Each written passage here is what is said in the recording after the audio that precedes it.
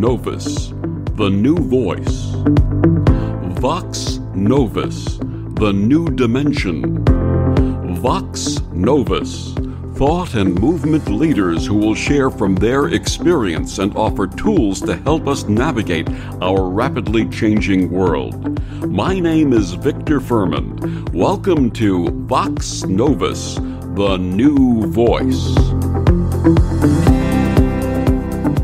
February brings Valentine's Day with beautiful hearts as its symbol. February is also Heart Health Month and a time to focus on preventing CAD, coronary artery disease. My guest this week on Vox Novus, Dr. Michael Garko, says a path of awareness and subtle lifestyle changes highlights the importance of early detection and the embrace of a lifestyle rich in heart-healthy habits. Dr. Garko is a nationally recognized credentialed nutritionist who is devoted to helping his clients and others take charge of their health. He earned a master's degree in human nutrition from the University of Bridgeport. Dr. Garko produced and hosted the popular health talk radio show, Let's Talk Nutrition, that aired for 2 hours a day, 5 days a week, in over 500 cities, coast to coast, and was streamed around the world. He believes nutrition is the driving force by which health is created, sustained, and reclaimed. He joins me this week to share advice on keeping our hearts happy and healthy. Please join me in welcoming to Vox Novus Dr. Michael Garko. Welcome, Dr. Garko. Victor, thank you for inviting me. It's great to be with you and your audience. It's a pleasure. Dr. Garko, please share with us your path and how it led to your calling as a nutritionist. Boy, we have enough time. Absolutely. You know, we start off in life and we have certain ambitions and goals and dreams and whatnot. And I've done so many different things in my life. I started off as a musician, started performing at a very young age, went to music school, and my parents were immigrants. And so education was a big deal, and made my way into college and got my degrees, a couple of bachelor's degree, a master's degree in communication and linguistics. And then my PhD is in communication theory and research. And then I used that degree to teach as a professor for a long time, but I was also a corporate communication consultant. We had clients on Madison Avenue and literally around the world. And then I used that skill set also then to become a trial and jury consultant and worked at that and still to this day get calls. But somewhere along the way, I always had an interest as early childhood in food and nutrition. Don't know why, can't explain it. And I went back to school after all those degrees and got a master's degree in clinical nutrition, accredited from the University of Bridgeport.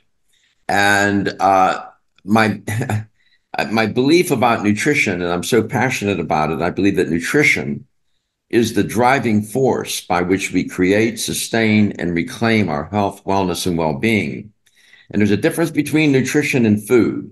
Nutrition involves all of those biological, biochemical processes where the wonderful gifts from nature are extracted from food through various metabolic pathways. And of course, food is that which we eat, our day-to-day diet.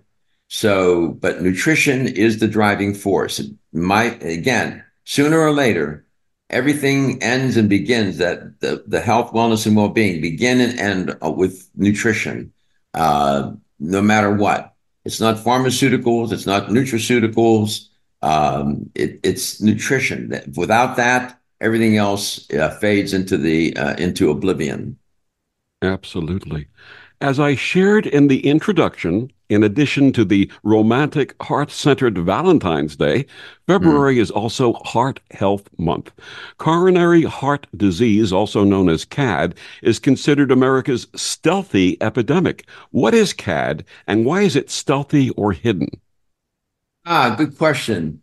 Maybe set a little context here to have your audience understand how pernicious this disease is. If you think about your heart, it's about as big as a fist, no larger than a fist. And each day on average, it's going to expand and contract about 100,000 times and pump about 2,000 gallons. That's about 7,571 liters of blood throughout your vast circulatory system. And if you extend that network of blood vessels of the circulatory system, Victor, and lay them out end to end, it would extend for a distance approximately 60,000 miles or more twice around the Earth. And so by the time you reach 70, on average, a person over a 70-year period, the heart will have contracted about, 2.5 billion times. Now, with that in mind, you can see how important then the arteries are going to be. You are only as old and only as healthy as your arteries are. And coronary artery disease is something that afflicts us as a species. We have always been prone to coronary artery disease, and we can get into that a little bit. And in a word, coronary artery disease is a disease of the arteries where the arteries become hard and stiff and the narrow. And so therefore the heart has to even work harder. But in coronary artery disease, by the way, you're going to hear it called coronary heart disease. It masquerades under different names, but the arteries supplying blood to the heart become hardened and narrowed. And it's caused by this pathogenic process, Victor, called atherosclerosis, which is a process whereby there's an accumulation of plaque that builds up inside the tunica intima. That's just that right on endothelium is the lining of the artery. On the inside of that is that intima, which is the innermost layer of the arteries composed of a layer of endothelial cells. It's only one layer thick and surrounding the blood as the blood as flows through the arteries. So in a word, that's what it is. It's a disease of the arteries. And if you think about what I just said a moment ago about the work that it has to do, it doesn't take much of an inferential leap to figure out, well, goodness, if my arteries aren't working right, I'm in a lot of trouble. And you are. And as most people find out. You had mentioned endothelial cells. I'm going back to my high school biology days. The Yeah. concept of endothelial, does that mean there's little hairs in there also? No, not necessarily. No, Hmm. the smooth lining and the arteries are only it's one layer, right? And then you have the intima right underneath that uh, endothelium, and then there's a middle layer and then an outer layer. And what happens is when the arteries get damaged, and we can talk about the risk factors, modifiable and non-modifiable, that damage the arteries, the body tries to repair it. And if you're running a lot of cholesterol in the system, what can happen is that cholesterol can get caught up in that area, and then the body uses cholesterol to help repair it as well. And that cholesterol can get oxidized, and then you start to form this atherosclerotic kind of condition of the arteries. It's more complicated than that, but that's just a sketch of what's going on there. But no, endothelium is really it is so prone to disease, and I mentioned that because the little story here a long time ago, they found what they call him Utsi the Iceman, and they found him in the Alps somewhere, and he was frozen. This was about 3,000 years. Well, yeah, about 3,000 years or so ago, but he was intact, frozen in a block of ice. Well, he had coronary artery disease.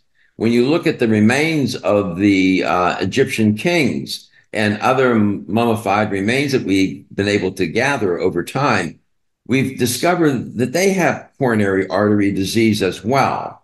So this is something that goes back about 2 or 3 million years ago, where we lost a gene that is responsible for our propensity to have coronary artery disease. You know, it's interesting. The Egyptian belief was that when you transition, when you pass, Your heart is weighed against a feather. And if the heart is lighter than a feather, then you go on to the afterlife. And if it's not, you have some more work to do. So maybe this is something that's been going on for a long, long time, obviously. Now, how do the statistics provided by the CDC on CAD fatalities and prevalence impact our understanding of heart health here in the United States? Well, statistics are an abstraction of reality, but we keep track of them, and to give some context to people and to help them to understand that this is not a fiction, that these are facts, and those statistics just serve. A coronary artery disease, leading cause of mortality around the world, is the primary. Atherosclerosis really is a primary cause of coronary artery disease, which is a leading cause of mortality and morbidity globally. So, in terms of coronary events associated with coronary artery disease, approximately 635,000 people experience a first-time heart attack, and 300,000 individuals suffer from a recurrent heart attack every year. So this is something that goes on all the time with a lot of people. And what's so frustrating is that it's preventable. Coronary artery disease is preventable, even if you do have, in familially speaking, a genetic predisposition for it. So, but given the cardiogenic diet that we eat, the sedentary lifestyle that we have, lots of stress, this ultra processed food diet, which I call cardiogenic, you start to put those things together among some other risk factors, and we're setting targets for coronary artery disease. What factors are contributing to the surprising percentage of CAD fatalities among individuals under the age of 65? Interesting. High blood pressure is one thing. High blood pressure is called the silent killer, Victor, for a reason. It damages the lining of the arteries and due to the pressure. And it starts to, the body wants to heal it. Next thing you know, you got plaquing going on. Simultaneously with coronary artery disease and diabetes, which is also another risk factor for coronary artery disease, is the obesity epidemic. 3/4 of the population is either overweight or obese. Make no mistake, full stop, 100%. Obesity is a major, major risk factor for coronary artery disease. And when you think of if you go to Disney World or Disneyland and sit on a bench for an afternoon and watch the people walk by, you'll see that right in front of you, the prevalence of it. So high blood pressure, obesity, smoking, which has abated somewhat, but people still smoke. Physical inactivity, being sedentary, high blood levels of lipoprotein A, high blood levels of high density, low levels of high HDL, high levels of LDL. There's this big debate about cholesterol, Victor, and people are saying, oh, don't worry about it. Just eat all the cholesterol you want. It's irresponsible to tell people to do that. We need cholesterol. I can make a cogent argument as to why we need it. We need it. We need to have it. The body makes it, but we're getting it from our food, and the food much of the processed food is high in cholesterol, and we don't need to have a bunch of cholesterol running through the bloodstream to get oxidized and contribute to coronary artery disease. So that's a big risk factor as well. Absolutely. We're going to talk about several of those a little bit later on. But you emphasize the importance of recognizing CAD symptoms. I've been fortunate in this regard. Back in 2006, when I was 53, I started feeling some discomfort in my left chest and immediately made an appointment with an interventional cardiologist. The scan showed that my left anterior descending artery was occluded, and he immediately placed 2 stents. Considering that my cholesterol was actually really good, I was very fortunate and did not have a heart attack. 10 years later, in 2016, I started feeling this again. Again, immediately, I went to the cardiologist, and tests showed that my ramus artery, which I understand not every person has a ramus artery, adjacent to the left anterior descending, was occluded. That's right. And again, required 2 stents. I remarked that it was good that I paid attention, and he agreed. I said that if I had not, it would have made me an ignoramus. And he laughed. He laughed Mm. really hysterically. That's very clever. I'll have to remember Thank you. that. Thank you. The serious question remains, how can Mm. increased public awareness of these symptoms aid in early detection? Well, you would theoretically, there's been this for decades now that by the federal government does a lot of things pretty good, and the healthcare and creating information and booklets and getting the word out. They do a good job at that. But notwithstanding all of that effort, and then you have private organizations and institutions doing the same thing, guess what? People still, coronary artery disease is still among the leading causes of death. Um, the information is out there. It's there for people to um, absorb, think about, and then do something about, change the behavior. Easier said than done. I have a clinical practice, and fortunately, I was trained in the social sciences as well, so I know about psychology and communication, and I can help my clients change their behavioral relationship with food. Even though the information's out there, Victor, it doesn't mean that people are um, resonating with it, or really paying attention to it, and maybe thinking, "Oh, this happens to somebody else. It doesn't happen to me." Well, one of the first signs of a heart disease sometimes is a heart attack, and the first sign is death. Too late then. So, I hear you. I think we still have to continue to try to persuade people. You got to keep telling them and trying to convince them, but it's a hard road. It's not that easy. Considering the dangers of silent CAD, no symptoms, what measures can individuals take to detect this early, especially not showing symptoms? Yeah. When you go to the doctor, make sure they do a lipid panel on you. You want your cholesterol, homocysteine, the lipoprotein A and B. You want to have those measured. That's one way to do it. Pay attention to your family history. If you have relatives, a brother, sister, uncles, mother, father, um, who had heart disease, and it seems to be more than one person in the family, you might have a predisposition for it. I had a friend in our neighborhood. He had three brothers. All three brothers died of coronary artery disease by the time they were in their mid 40s or 50s. Mm. He also died. They found him in his home, sitting in his chair in front of the TV. He died of coronary artery disease as well. So your genetic history, get your blood tested, get a lipid panel done, get homocysteine done, watch for the cortisol levels in your body, which is a measure, that we need to pay attention to. And that's one way to do it. And if you're taking blood pressure medication, please continue to take it. You can combine those with nutraceuticals. We'll talk about that. Don't Blood pressure medications can save your life. I've had clients who've been on blood pressure medications for decades and are still alive and have no coronary artery disease. They're taking their meds. Please take them. Now, we had mentioned silent, but like my experience was, I sensed that something was wrong and I reacted immediately. And that was probably very much prevented a heart attack and also may have saved my life. For those who have symptoms, they start feeling a little discomfort in the chest. How do you differentiate between heart pain, heart related pain, and perhaps indigestion? Yeah, well, yeah, the severity is one. Um, Indigestion is probably patterned.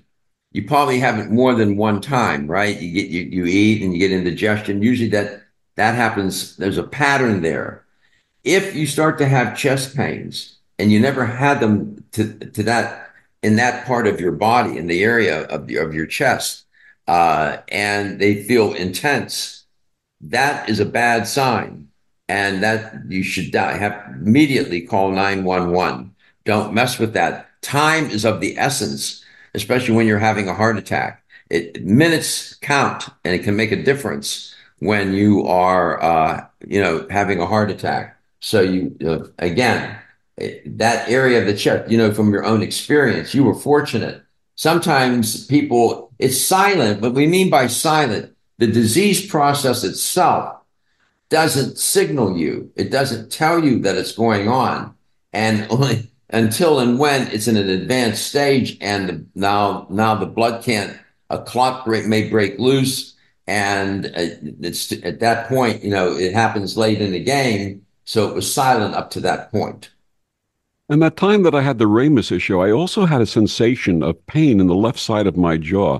And when I Yeah. told that to my cardiologist, he said, "Get to the emergency room now. I'm going to meet you there." And I did. So there are other things related other than chest pain. Yeah, that's exactly right. Dizziness, nausea, being nauseous, wanting to throw up, starting to sweat, cold sweat, right? These are some classic symptoms, signs and symptoms, and you want to pay attention to them. Don't disregard them. Usually people at that point realize something bad is happening.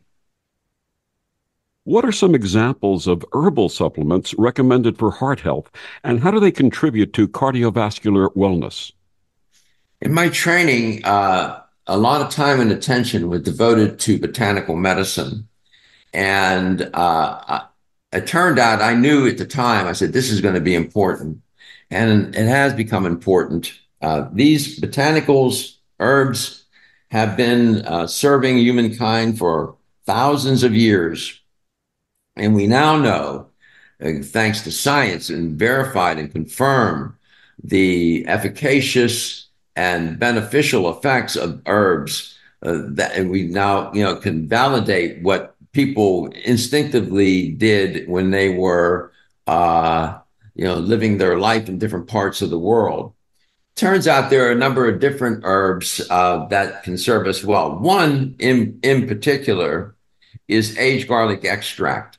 Garlic is good. It's a wonderful, I use it in my cooking. I use organic garlic, raw organic garlic in my cooking. But as an herb, it's fabulous. Trouble with garlic is you can't eat a lot of it. And to get that sort of beneficial therapeutic effect, what we have learned is that when we age it, it produces compounds that didn't exist prior, these sulfur-based compounds that really serve us well. And aged garlic extract is one of them. And there's others as well. Turmeric is also excellent and can help in our effort to have a healthy heart. There's a number of them. So when I tell my clients, look, you got to manage your stress, you got to eat a healthy diet, you got to exercise, you have to get good sleep and rest, they get a little frustrated and they say to me, Dr. Garko, I can't do all of those things. What can I do right now? What can I do right now? And they make a good point because many of the things I'm recommending to them require a little bit of time to change some behavior. So what I do is I take them myself and my family, my friends, and my clients. I put them on Strauss heart drops. That product is just terrific. It contains all of the necessary herbs, including aged garlic extract, hawthorn root, and so on, cayenne and whatnot. There's several of them in there that all work together to help with maintaining the structure and function of your heart. And I highly recommend it. And people can get in touch with me and learn more about it. If you go to Strauss Naturals, Strauss, straussnaturals.com, there's a link there that says Ask Dr. Garko. You click on that link and I'll answer your questions. I respond to your comments. I answer everybody. And there's a lot of information there about the Strauss heart drops. I'm a big fan. They work. That product, Victor, they're out of Canada. Strauss is out of Canada. Great company, family-run company. That product's been on the market over 40 years. And so I know it works. And I encourage people to really consider it. It's got aged garlic extract in it, hawthorn fruit, flower and leaf, motherwort, cayenne fruit, bilberry leaf.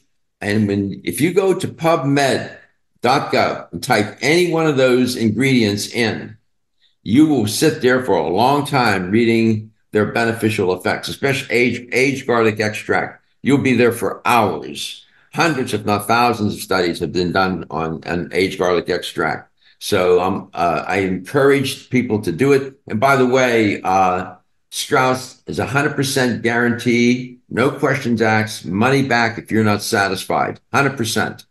And they're just wonderful people. They have a phone number there you can call. And I'm a big fan of that company. I like them a lot. So you're going from PubMed to Club Med based on the spices. And I haven't been to Club Med. I'm on PubMed every day, but there's no palm trees there, Victor. My guest is Dr. Michael Garko. We'll be back with more after these words on the Om Times Radio Network. The cutting edge of conscious radio. Om Times Radio. IOM FM. Om Times Magazine is one of the leading online content providers of positivity, wellness, and personal empowerment. A philanthropic organization. Their net proceeds are funneled to support worldwide charity initiatives via Humanity Healing International. Through their commitment to creating community and providing conscious content, they aspire to uplift humanity on a global scale. Om Times, co-creating a more conscious lifestyle. This is the story of a very special woman. Just a few knew about her superpowers. In a matter of seconds, she turned herself into a great mathematician. She masqueraded as a regular person at work, but as a superhero at home. Everyone knows her as Gabriella. I still call her Mom.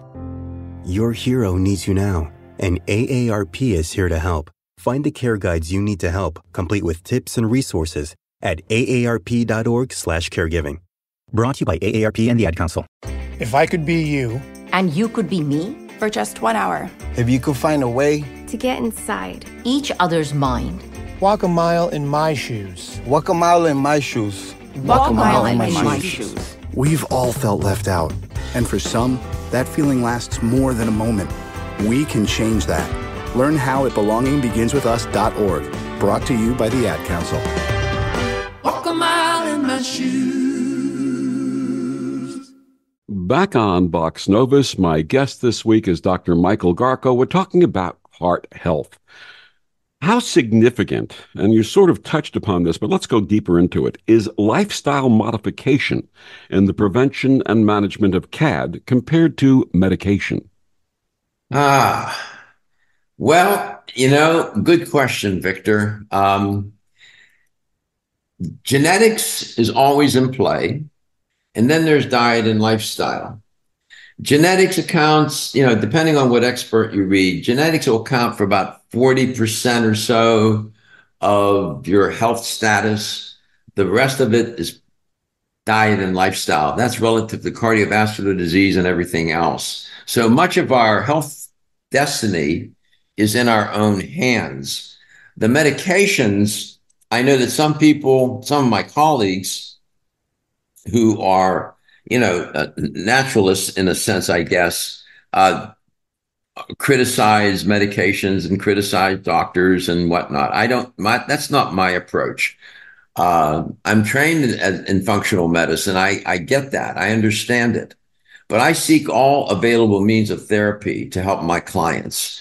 Nutraceuticals, pharmaceuticals, diet, and lifestyle. And dietary, the nutraceuticals do dietary supplementation. And I have clients that are taking high blood pressure medications, and they're also taking the heart drops and some other botanicals that I have them on and dietary supplements. And of course, they clear that with their cardiologist. So together, you can have nutraceuticals and pharmaceuticals work together. Sure, drugs have side effects. So do dietary supplements when they are abused too. Can have side effects. But, I'm just not inclined to want to say let's banish all drugs.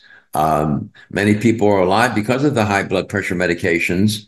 And, they do okay. Now, nutraceuticals can help as well. And there's evidence and research to support their use in cardiovascular health, especially the aged garlic extract and other compounds that I mentioned.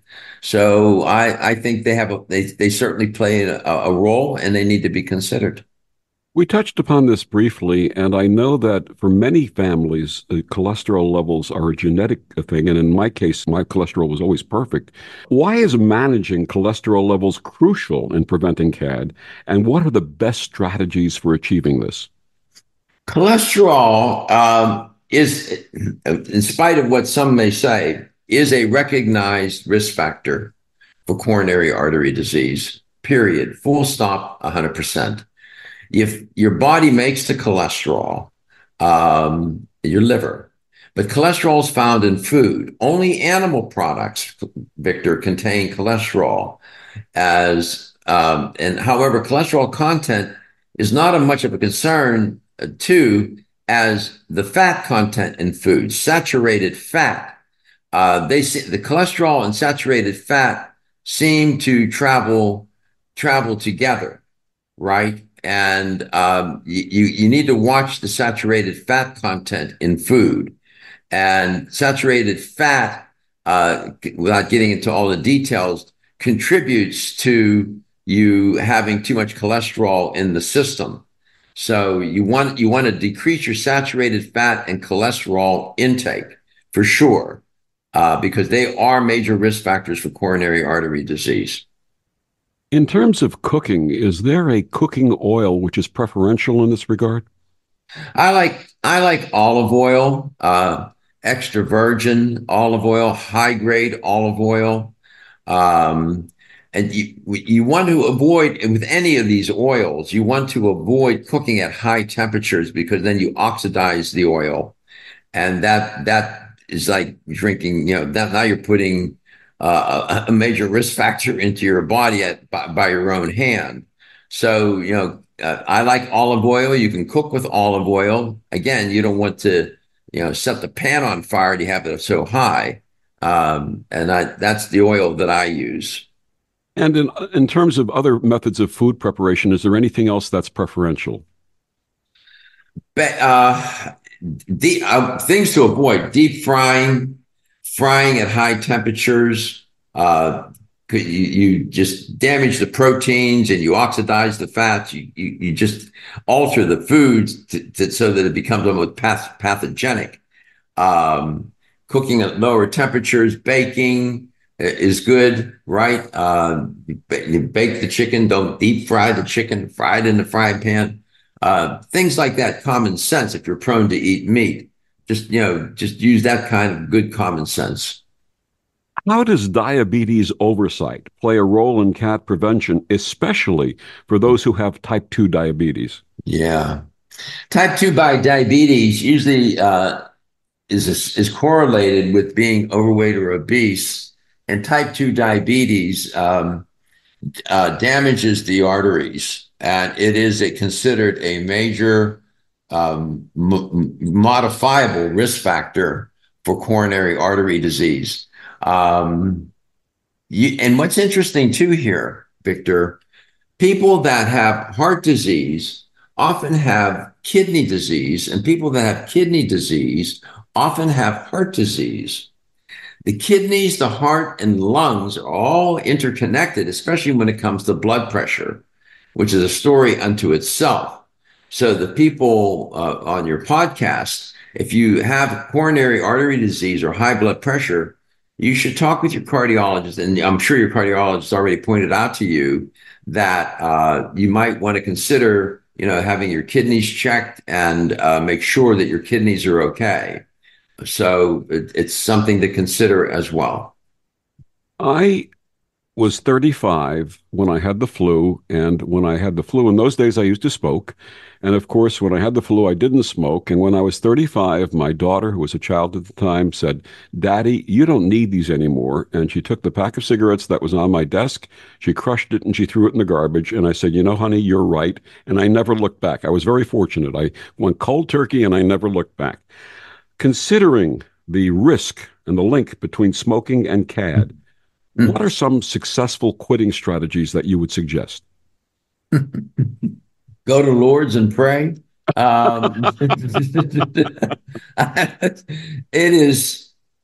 It's an insidious habit. It's a psychological addiction. It's a biochemical addiction. it gets ritualized into your life. People smoke at certain moments. It becomes so integrated into into just the way they exist, their phenomenological life. It's one of the most difficult things to do. Losing weight and quitting smoking are, if you can do either one or both of those things, I dare say you can become an astronaut and do anything else you want in your life. Because if you can learn to do those two things, quit smoking and lose weight and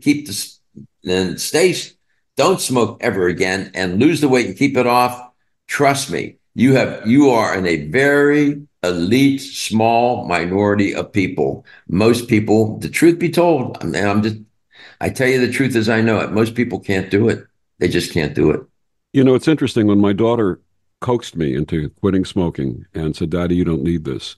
Whenever I had a craving for the few days that followed that period of time, I would have a glass of hot water or a cup of tea, and I found that those things satisfied me. Good. Whatever it takes, the tea had caffeine in it. And I'm a fan of caffeine, by the way, up to a certain point. I like coffee. Coffee has a lot of nice antioxidants in it. Most people in the United States get their antioxidants from drinking coffee, by the way. But too much of it, of course, is not good. Some people will find certain things that sort of moderate their temptation and desire and habituated propensity to smoke. Usually people give way when they're put under stress.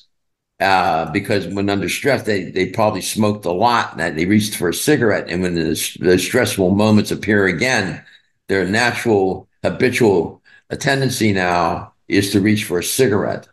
It takes a lot of discipline. Your daughter must have had a profound impact on you because you are in a very elite group. Many people have tried. It's that old joke. Yeah, I can quit smoking. I've done it many times. Yeah.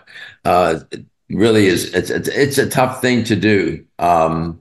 Your relationship with food is behaviorally and emotionally driven.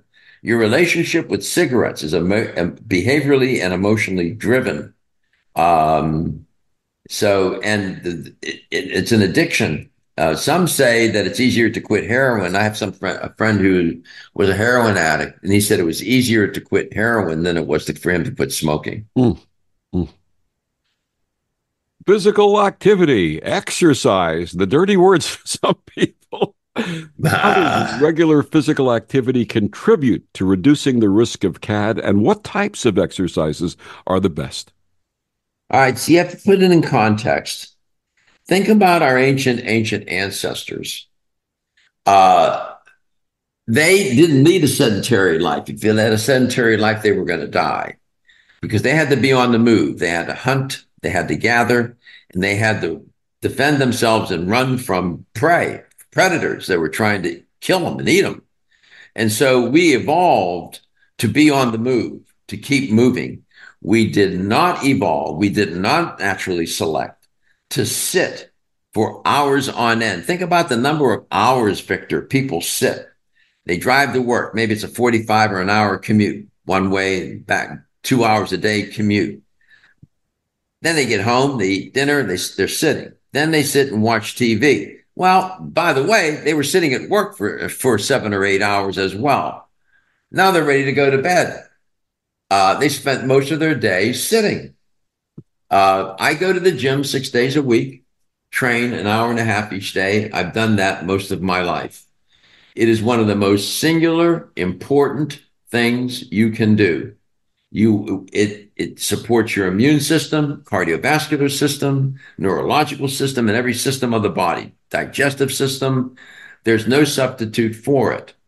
In terms of cardiovascular health, there are different kinds of exercise. There's, resistance training, endurance training. You want to do cardiorespiratory fitness training, walking, running, jogging, getting on a treadmill, elliptical machine, dancing, anything that can get the heart rate up, anything that can get your heart pumping and your lungs working is good for your cardiovascular system. By the way, you can lower your blood pressure significantly if you start to do a little bit of walking and jogging, and of course, with your cardiologist's approval. You don't have to be an Olympic runner. Even walking will help lower your blood pressure. Absolutely. What are ApoB and CRP levels, and how do these markers reflect heart health, and how often should they be checked? Yeah. Did you mention cortisol? Did you say cortisol? No, I did not. No. The apolipoproteins, we pay a lot of attention to the LDL and HDL and all of that. I get it. I think, and triglycerides, and you need to pay attention to those, right? That they're significant. Apolipoprotein A is a protein carried in HDL cholesterol, so it helps start the process of removing the cholesterol. HDL cholesterol takes cholesterol from the cells back to the liver. So that apolipoprotein A is a protein carried in the HDL, that good cholesterol. And so, as I said, to start the process for HDL to remove bad types of cholesterol from your body. And the apolipoprotein B, that one is one that you want to pay attention to. That is correlated with, heart disease and your propensity for heart disease. And you should make sure that your doctor is testing you for that. The lipids are very complicated, and a lot of people get confused. They don't know, what they mean. And you should not hesitate to ask your cardiologist, to ask questions. Your cardiologist will love you for asking the questions. Apoprotein B, or ApoB, is a protein that helps carry fat and cholesterol throughout the body. That's why it's so dangerous. It also attracts the negative types of cholesterol that causes plaque buildup in your blood vessels. So knowing what those are important. You asked about another lab. The CRP level. Yeah, C-reactive protein. C-reactive protein is another big deal. If you can't interpret a lab, go on Google, and there's all kind of information there to help you interpret those labs. And then if you don't understand it, ask your cardiologist or your doctor to help you understand what it is. CRP is a protein produced by the liver in response to inflammation. So when you're running, it can indicate heart disease, by the way, autoimmune disease and other conditions. So when you're running a high CRP, that's not a good thing. That's an indication that you're running high inflammation levels. One of the keys to aging successfully, Victor, is to manage your insulin levels and blood glucose levels, managing inflammation levels. Inflammation is a paradox. It's generated by the immune system, and it's with the immune cells. It helps heal. It helps fend off viruses. It helps heal from injury and infection. But when that inflammation switch is left on, it damages tissue. Arthritis is an inflammatory disease. It's destroying the tissue. Autoimmune. It's autoimmune. The body's attacking itself. And the very thing that helps heal can help kill you too. My guest is Dr. Michael Garko. We're talking about heart health. We'll be back with more after these words on the Om Times Radio Network. Humanity Healing International is a small nonprofit with a big dream. Since 2007, HHI has been working tirelessly to bring help to communities with little or no hope. Our projects are not broad mandates, nor are they overnight solutions, but they bring the reassurance that no one is alone and that someone cares. To learn more, please visit humanityhealing.org. Humanity Healing is where your heart is. Hello, I'm Sandy Sedgbeer, host of Om Times Magazine's flagship radio show, What is Going Om. My passion is sifting through information, research, and innovations from new thought teachers, speakers, and researchers, pushing back the boundaries of what we know about life, energy, metaphysics, and the universe. I love shifting perceptions about who we are, why we're here, and how quickly impossible becomes normal when we open our minds, expand our awareness, and accept that the only limits that exist are those we place upon ourselves. So if you're the kind of forward-thinking, eager investigator of what lies beyond the current reality that most perceive, why not make a date to come play with me in the field of possibilities at 4 p.m. Pacific Time, 7 p.m. Eastern Time every Thursday, and together we can discover what's really going on. Imagine yourself being transported to India, to the banks of the Ganga and an ashram in Rishikesh. Visualize that you are welcome to satsang with an American sannyasi who shares the wisdom of her guru. Your visualization has manifested. Join Sattvi Bhagawati Saraswati for inspiration and transformation every Thursday at 11 a.m. Eastern on Om Times Radio. So I'm a cat, and I just moved in with this new human, and she's got this little toy she's always playing with, all day long. Tap, tap, tap, tap, bloop, bloop. She can't put it down. There it is. Oh, and get this. She even talks to it. Last week, she asked it for Chinese, and guess what? Egg rolls showed up. Like magic. Humans have cool toys. A person is the best thing to happen to a shelter pet. Be that person. Adopt. Brought to you by the Ad Council and the ShelterPetProject.org. Back on Vox Novus, my guest this week is Dr. Michael Garko. Dr. Garko, getting back to dietary changes, there's been a tremendous buzz about 2 diabetes injections and weight loss. What's your take on these, and is there a better way?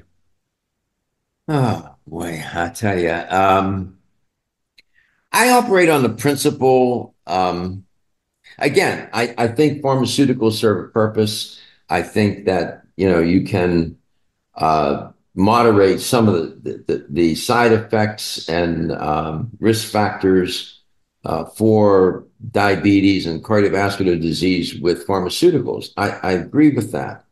But at the end of the day, diet and lifestyle are really going to account for the ultimate success. You're going to have a better outcome if, along with whatever pharmaceutical you're taking, injections, pills, powders, whatever they're giving you, you're going to have a better outcome if you can learn to eat a healthier diet and live a healthier life, period. I wish there was an easier way. And it's very difficult when you're starting to do this later in life. I get it, because you're so habituated to live and behave in a certain, think in a certain way. It's hard to change.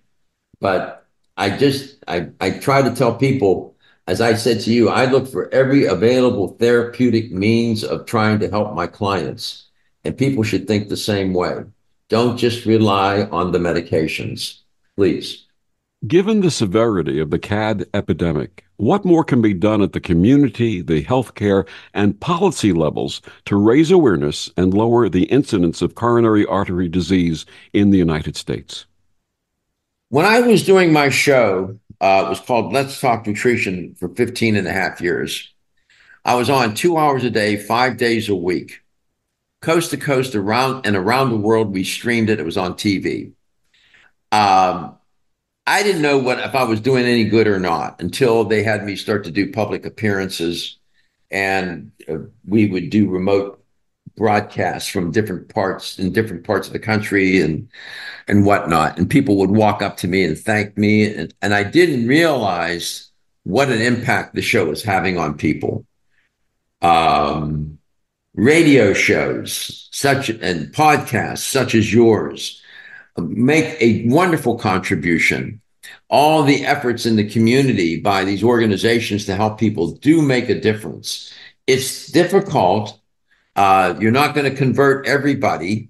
Even Jesus Christ had a hard time converting people, right? So if it was hard for him, it's hard for anybody to make a conversion, whether it's one of a spiritual nature, religious nature, or a health nature.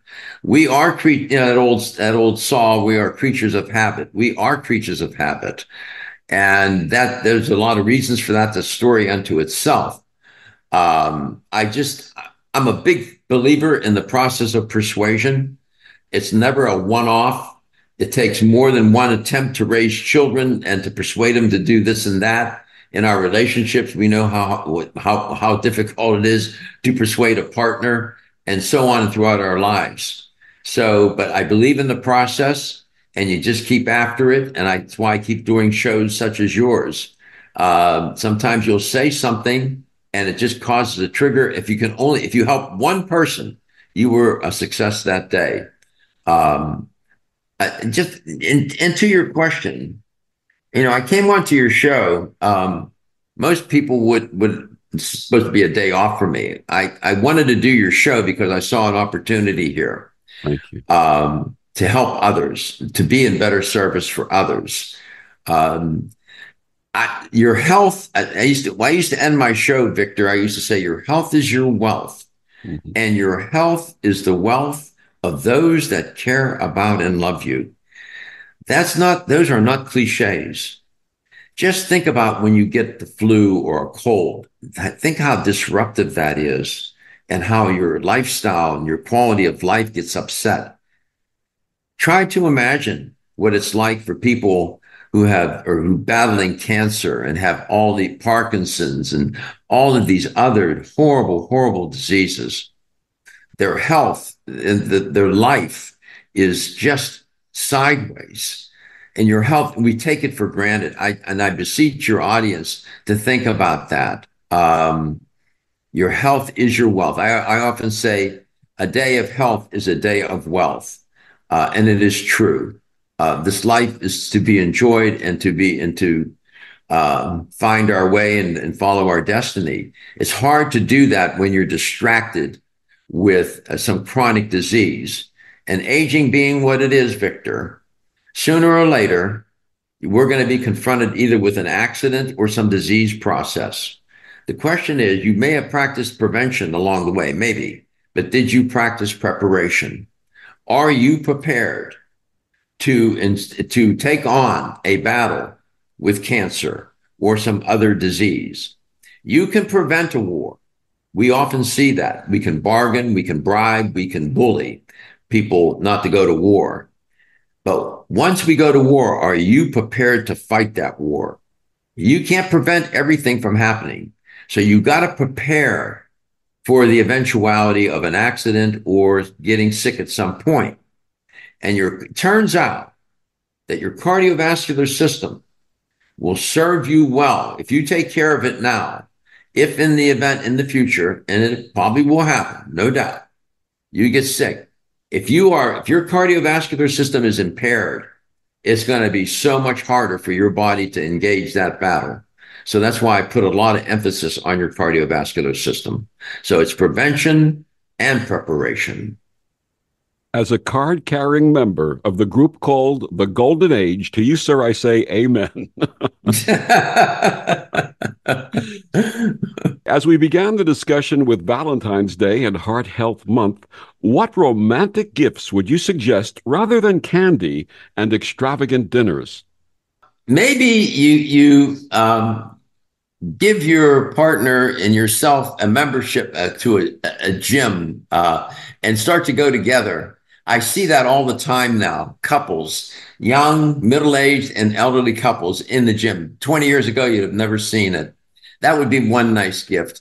Also, if you have the heart, I know it sounds crazy. How romantic are you giving somebody a bottle of Strauss heart drops? Well, you know what? If they have high blood pressure, coronary artery disease, I would get them 2 bottles. How about that?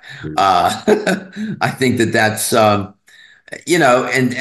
and taking your partner out to a restaurant where they serve Mediterranean food. That would be, I love that diet. It's a heart healthy diet. The dietary approaches to stop hypertension, by the way, is also another good diet. But take your partner to a nice restaurant where they serve Mediterranean food, have a nice Mediterranean dinner. How about that? Absolutely. My guest is Dr. Michael Garko. Dr. Garko, one more time, please share with our listeners where they can find out more about you and your wonderful work. Thank you. Go to Strauss Naturals, Strauss, StraussNaturals.com. There's a link that says Ask Dr. Garko. I get people contacting me all the time. I just had a man contact me, had triple artery disease, 80% blockage in the three main coronary arteries. Reached out to me and seeking my help and guidance. And so I answer every single one. And you can learn more about the Strauss Heart Drops and their other fine products. They are a wonderful company, 100% money back guarantee, no questions asked. And you can contact me there. Ask Dr. Garko. My articles are there. They're free. Scroll down. Once you click on that link, there are a couple of articles there, 2 or 3 about cardiovascular health. Much of what I talked about today and even more are there. They're researched, heavily referenced. So they're there for your edification.